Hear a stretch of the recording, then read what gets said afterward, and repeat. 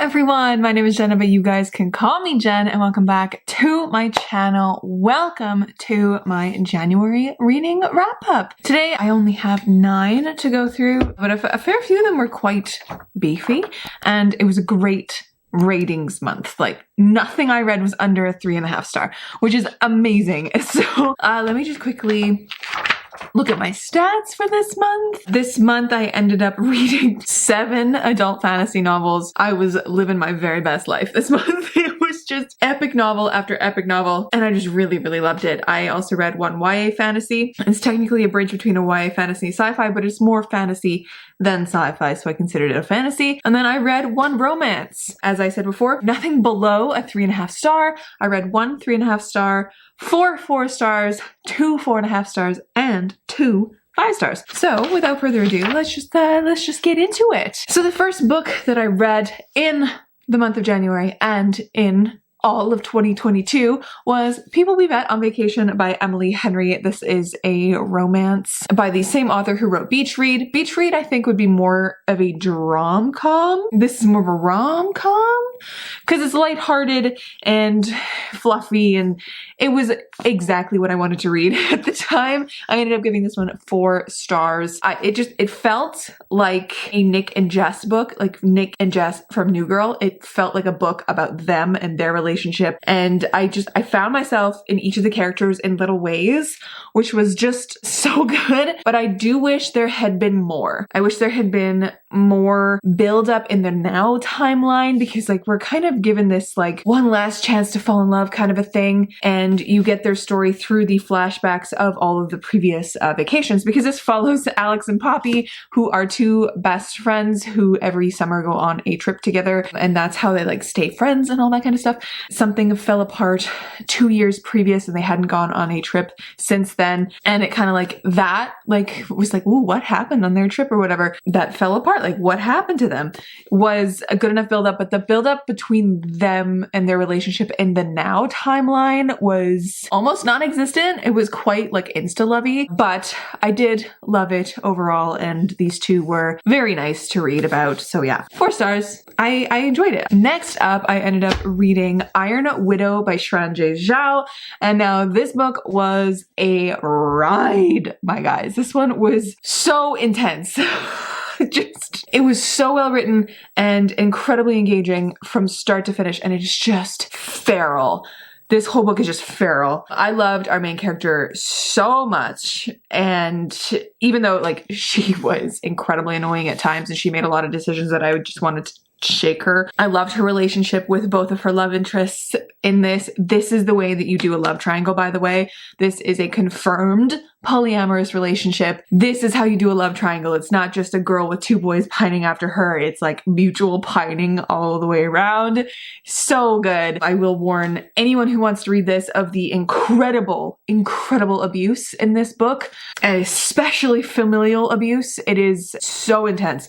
So this book is a like, I want to say feminist manifesto, but it's not even really that. It just takes the idea of like, look at how shit on all these girls are in this world and how we need to change that and how terrible they are to girls. And it just hits you over the head with that on every single page. And it got a little tiring for me, I'm not gonna lie, even though I know that's like the point of the book. And this is not a typical YA where there's like a good and a bad side. Like, this could be considered a villain origin story for sure, because of the way that Zetienne, our main character, just wants to tear the world apart and does everything she can to do that with her power at her hands. It was good. There was just definitely, I think there was something missing to it. I think it felt almost a little bit too surface level. I don't know if we didn't get enough of Zetienne's like own internal thought process, because it was all just a lot of the same thought process. I think that's what it was. And that's where you get like the hitting over your head 8,000 times that, oh, girls are so oppressed. Oh, we need to fix that. Like, we get it. But yeah, those are my like slightly mixed feelings in this book, but I still gave it 4 stars. I really enjoyed it, and I will be reading the sequel whenever that one comes out. Then I ended up picking up a trilogy and finishing it all within like a week and a half span. So my friend was talking about this series and how much they absolutely love it. So I was like, oh, I'll pick it up because I really enjoyed this author. I've read from them before. So that is the Witchmark trilogy. I know there's a name for this trilogy, but I can't remember what it is. So it's Witchmark, Stormsong, and Soulstar. Those are the 3 books, and they are a like Victorian Edwardian fantasy story with high stake politics and romance at the center of each one. And each book follows a different point of view. I actually ended up listening to the audiobooks, and each audiobook is narrated by a different narrator, which is really cool. I absolutely loved this series so much. Like, I cannot find a single flaw with each 3 of the books. The first one is my favorite. Witchmark is my favorite. I gave that one 5 stars. It was my favorite read of the month. It was so good. So this one follows Miles, who is a doctor and who has like basically just left his family and like doesn't want anything to do with it because his family is a witch family, I guess, as you can say. And the politics of the witch world is very interesting because if he had stayed, he would have been bound to servitude, essentially, where his sister most likely would have been the person to essentially use him as a battery for her power and like keep him always by her side and that kind of a thing. And he did not want that life. So he left and became a surgeon and like really honed his healing powers because that's what he has as power. It kind of kicks off this whole series of how all of these political movements are starting to change. And so it follows him and then his love story with a man named Tristan, who's not really even human. He's like from another dimension. It's very cool. Stormsong follows Grace, who is Miles' sister, and her love story with a journalist. And it's sapphic. We love to see it. And then the third one follows Robin and her partner, who is non-binary, and so it's a female non-binary relationship, and it's just so sweet. The insanity in which this like really short timeline, I think like covers like max a month of what like this whole thing is over, like the timeline of this whole story over 3 books. The amount of political upheaval is insane, and it basically takes this world of witches who are in hiding and who are persecuted and who have to essentially keep the world in balance in various ways, and then completely just turns everything upside down. It is fantastic, and I highly recommend each one of those books so much.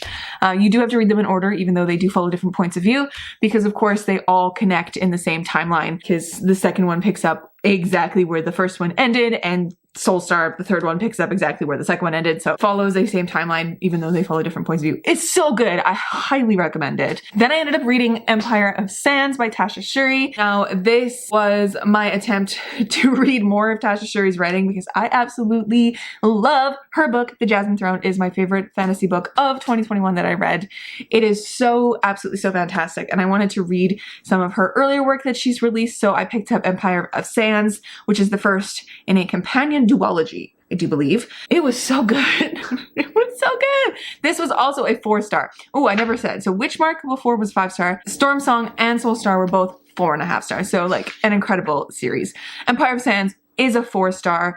I love it so much. It was a slow, enchanting read, and it did focus almost entirely on the characters, but my favorite thing that Tasha Shuri does is her world building and her character building and their like relationship together. This book was just so beautiful. There was moments of the world building where I was sitting there just in awe of the elements of world building. That's like the strength of this thing. I didn't like absolutely love the story because I'm not a huge fan of arranged marriage tropes. It also has like mind and body and like total control from a religious person. It's almost like a cult book too, in a way.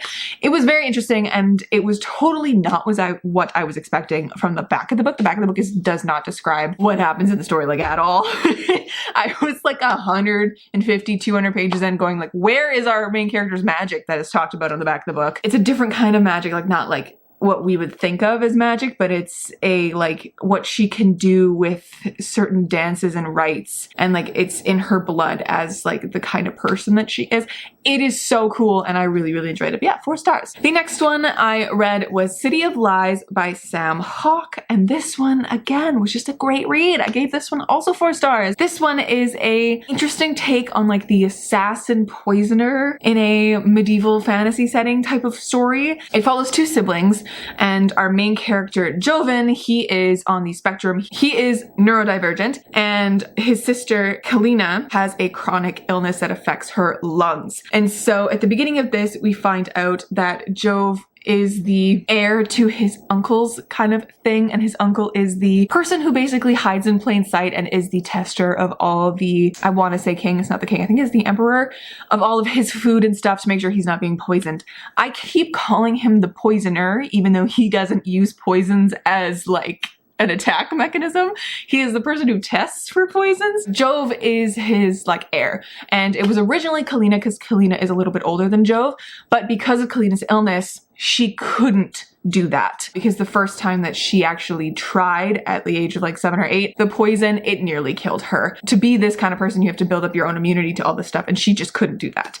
Follows them after the poisoning and death of both their uncle and the, oh, is he a chancellor? Chancellor, emperor, big guy in power. Both of them get poisoned and die, and they don't know what did that. And it is a plot thicker than molasses. It is just incredible. There's like civil unrest, and there is just like this uncertainty on the own chancellor's council, and like it is just so interesting, and I really enjoyed it, and it was so exciting till the very end. There's like war and battle scenes, and yet we're dealing with two characters who are in different ways weak in the minds of everyone else, who are like, they're like, oh, especially with Kalina, because she has a chronic illness and she looks very ill, she can get into situations and use that, like people looking at her and underestimating her, to her advantage. It's very cool, and I really enjoyed it. And seeing the world through Jove's eyes and seeing his anxiety spirals and his tics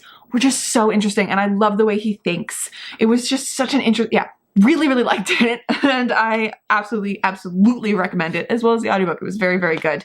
That one was also 4 stars, if I did mention that before. Next up, in the month of January, I ended up reading The Bone Shard Daughter by Andrea Stewart. This one was my lowest rated book of the month. This is a 3.5 star. There was just something missing from it for me. It has the most interesting magic system, and yet it just didn't quite deliver what I wanted, but it was quite good still. So it follows a huge cast of characters, and I think that was its downfall, because we could have gotten this story from one person's point of view, or like one side's point of view, and it would have been a very interesting story on its own, and then like the intrigue in the palace's story on its own, but we got all sides, and we didn't really get to spend enough time with each of the characters. Like the one person who, the person who carried this plot on his back was Jovis, and Mephi, his little creature that we don't actually know what it is. Like, he carried the plot of this book on his back, and he's not even the main character of the story. It's just so interesting, because our main character is the daughter of the emperor, and she's the one at the very beginning, Lynn, who has memory issues and she can't remember anything, and that's the reason why she's like being tested to see if she can regain her father's trust to become the emperor's heir at all, because of her memory loss, because he doesn't know if he can trust her or whatever. So that's where we start, and it's this whole kingdom where the emperor, at a certain age, there's a ceremony that every citizen in this whole world undergoes, and they have a bone shard removed from them. They're kept in storage, and the emperor can create constructs with these bone shards. That's like the magic system of this, is like the bone shard magic. You can use these constructs, you can code them essentially. It is such cool magic. I just don't think we got enough from each character. I couldn't care less about multiple characters in here, and it just felt lacking in those aspects, but it was cool in a grand scheme of things. So we're gonna see how the second book pans out, and then the third when it comes out, when I eventually read the second book, because I am very intrigued by the magic system. I really like Jovis, because his point of view was fantastic, and it carried the whole book. So I will read it because of Jovis, but that's really the only thing that I would go into it for. Then, to close out the month, I ended up rereading a favorite of mine, and I actually upped my rating from my last time that I read it, which was this time last year actually, when it was released, and that is Hall of Smoke by H.M. Long. I read this in preparation to read the sequel, which came out yesterday for me, Tuesday for you guys. That's Tuesday, February 1st. This book is just so flinging-tastic. I love H.M. Long's world so much. I love how she writes. I love her characters, and her world building is just epic, and the descriptions in here are what I strive to have as my descriptions. I just absolutely love it. When I first read this, I think I gave it like a 4.5 star. Now it's a 5 star. Top favorite of mine. One of my favorite fantasy books of all time. It is so good, my guys. I just...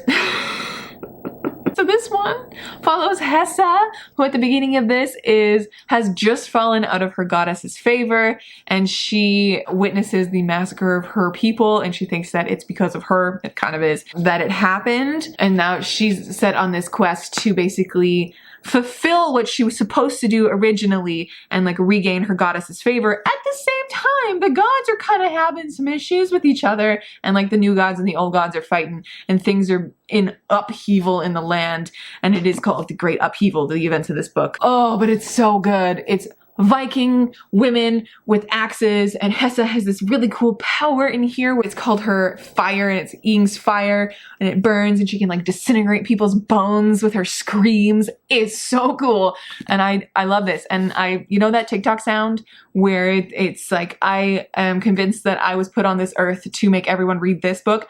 This is the book for me. This is the book for me, because then you get to love it as much as I do, because it's just so good. It's just so good.